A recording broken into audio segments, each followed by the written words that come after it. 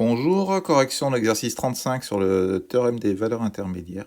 Les exercices suivants ont été vus en cours, au moins partiellement. Donc on va s'arrêter là pour cette série sur le TVI. Si vous faites déjà tous les exercices qui sont en vidéo sur YouTube, je pense que vous êtes parés.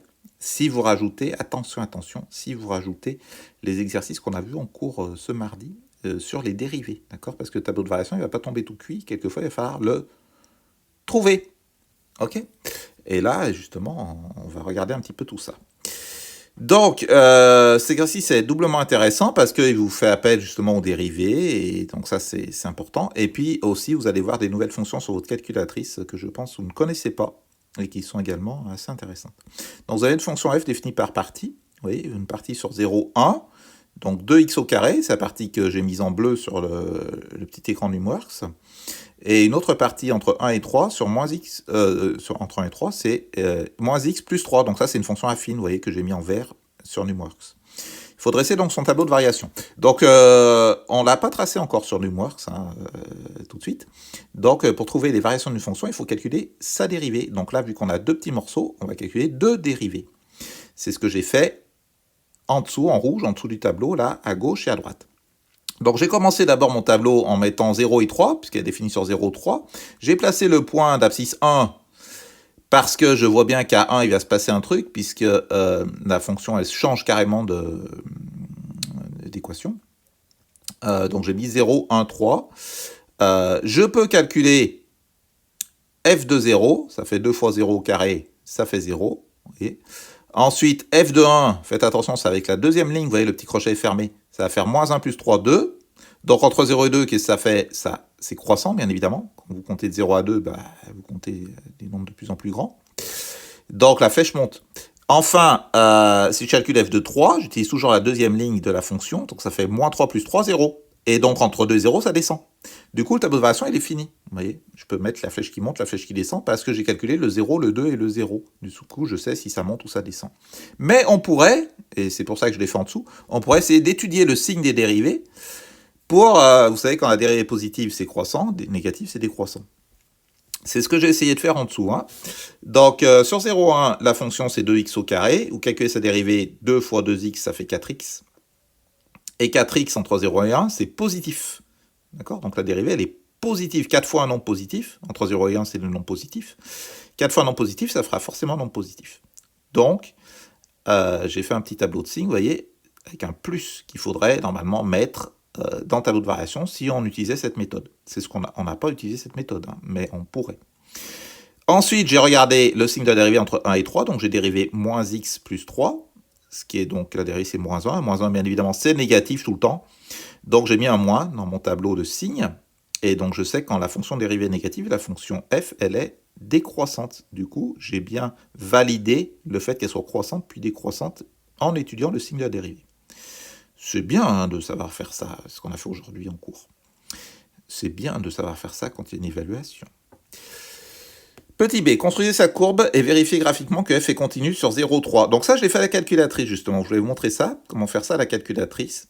Puisque vous voyez que sur la calculatrice, j'ai que le petit morceau bleu qui m'intéresse, j'ai pas toute la courbe bleue, et j'ai que le petit morceau vert qui m'intéresse, j'ai pas toute la courbe verte, et de ce fait, j'ai la courbe de f, mais j'ai pas les morceaux qui m'intéressent pas.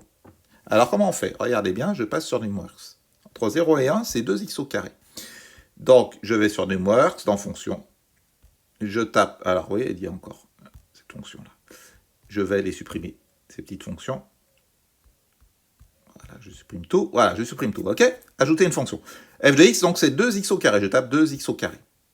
Voilà, c'est fait. Ensuite, j'ajoute ma deuxième fonction.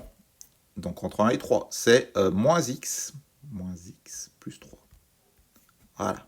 Si je regarde mon graphique maintenant, vous voyez bien que j'ai bien mes deux courbes, mais le problème, c'est qu'elles ne sont pas définies par intervalle. Là, elles se chevauchent, je ne sais même pas si je prends la bleue, la rouge, etc., etc.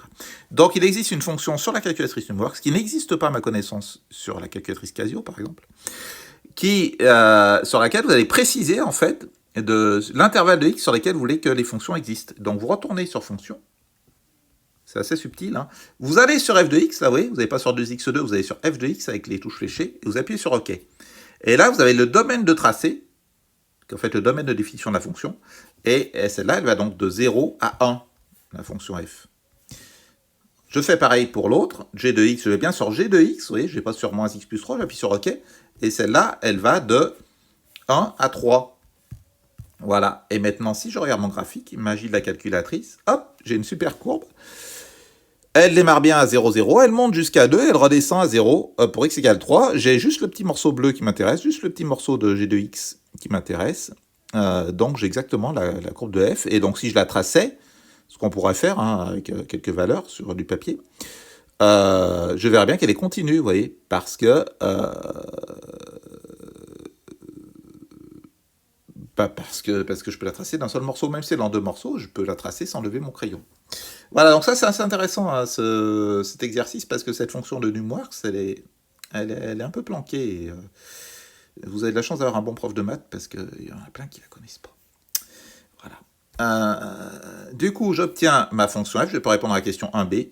Je vérifie donc qu'elle est bien continue. Expliquer pourquoi l'équation f de x égale 1 possède deux solutions sur 0, 3. Eh bien, je vais utiliser le TVI deux fois. Sur 0,1, f est définie continue et strictement croissante. Je vois bien que f de 0 c'est 0, f de 1 c'est 2. Donc, 1, il est bien entre 0 et 2. C'est ce que j'ai mis en vert dans le tableau de variation. Donc, il existe, d'après le TVI, un unique réel alpha tel que f de alpha égale 1. Je recommence entre 1 et 3. F est définie continue. Par ailleurs, je vais y arriver, f est strictement décroissante sur cet intervalle. Et enfin, f de 1, c'est-à-dire 2, et f de 3, c'est-à-dire 0, encadrent bien 1, ce que je cherchais 1, que j'ai mis en vert. Donc, il existe, d'après le TVI, un unique réel bêta, tel que f de bêta égale 1. Je vous dis tout ça à l'oral, hein, il faut noter tout ça par écrit, bien évidemment. C'est un peu long, la question de A. Hein. Question 2b, lisez graphiquement une valeur approchée de chacune de ces solutions.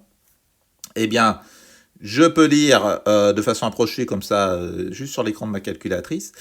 Je cherche les points d'intersection avec la droite y égale 1. Donc, j'aurai un alpha qui sera à peu près de 0,7.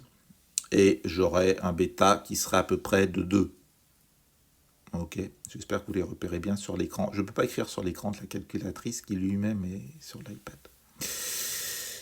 Pour chacune des solutions, calculer sa valeur exacte. Hein. Donc la première, je cherche quand 2x2 est égal à 1. Donc ça me fait x2 est égal à